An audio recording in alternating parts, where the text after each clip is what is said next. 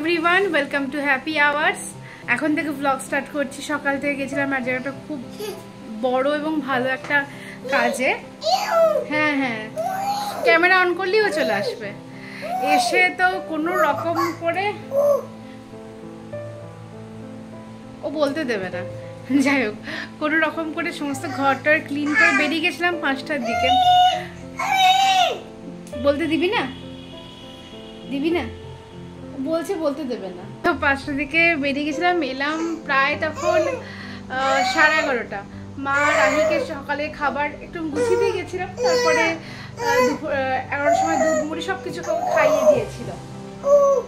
এসে আমি ফটাফট সমস্ত ক্লিন টিন করে স্নান টান সেরে পুজো দিয়ে রান্না বান্না বসিয়ে রাহিকে খাইয়ে এখন জাস্ট চিংড়ি মাছটা হচ্ছে, ওটা হলেই হয়। আর মায়ের আজকে তো অম্বুবাচী, তো আমাদের ঔষধ চলছে, তাই ওটা তো হবে না, তাই মায়ের আলাদা একটু খাবার বানাচ্ছি, খাবারটা মা খাবে।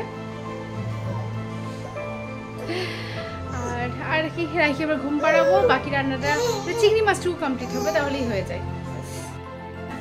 Rahi want to say something. Rahi বলো, কি বলবে? তুমি কিছু বলবে? আর কোনো কথা নেই, সবাইকে বলে দাও, সবাইকে বলে দাও হ্যাপি বলে দাও।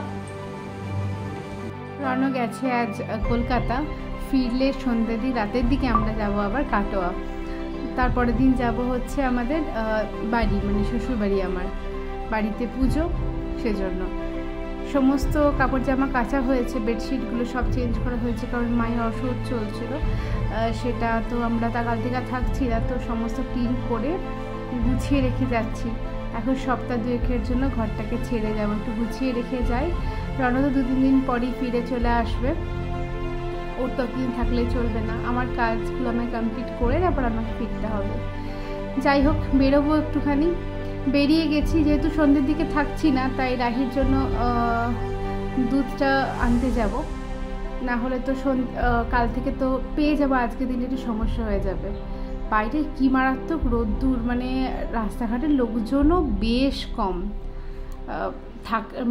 লু বয়েছে, লুটা সত্যিই নেওয়া যাচ্ছে না।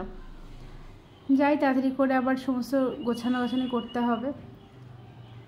ফিরে গেছি, এই জামা কাপড়গুলো বাইরে মেলা আছে, এগুলোকে নিয়ে একদম ঘরে ঢুকে যাব। আর নতুন করে বাইরে বেরোতেই ভয় লাগছে, একদমই সহ্য হচ্ছে না রোদটা।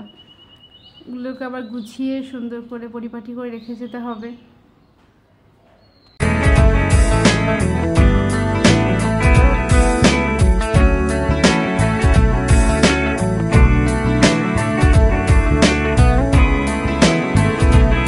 নাইকাতে একটা অর্ডার ছিল, ভেবেছিলাম হয়তো আজকে আর পেলাম না, না নিয়ে রেখে চলে যেতে হবে, কিন্তু যাক বেরোনোর সময় দিয়ে গেল। বেরিয়ে পড়েছি। ট্রেনের প্রথম বেশ ভালো ভিড় ছিল, এখন অনেকটাই ট্রেনে বেশ ভিড়টা হালকা। আর রাহি আস্তে আস্তে অ্যাডজাস্ট করতেও শিখে গেছে পুরো জিনিসটার সাথে।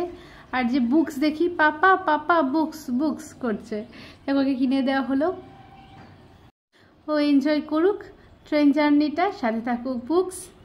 আজকের ব্লগটা ছোট্ট হয়ে গেল জানি, এখানেই শেষ করছি। দেখা হচ্ছে নেক্সট ব্লগে। ততক্ষণ সবাই খুব ভালো থেকো, হ্যাপি থেকো, আর হ্যাপি আওয়ার্স দেখতে থেকো। বাড়ির পুজো ব্লগ নিয়ে খুব শিগগিরই ফিরছি তোমাদের কাছে। দেখা হচ্ছে নেক্সট ব্লগে। ততক্ষণ জানাই সবাইকে টাটা। ভালো লাগলে একটা লাইক আর সাবস্ক্রাইব করতে ভুলো না যারা করোনি।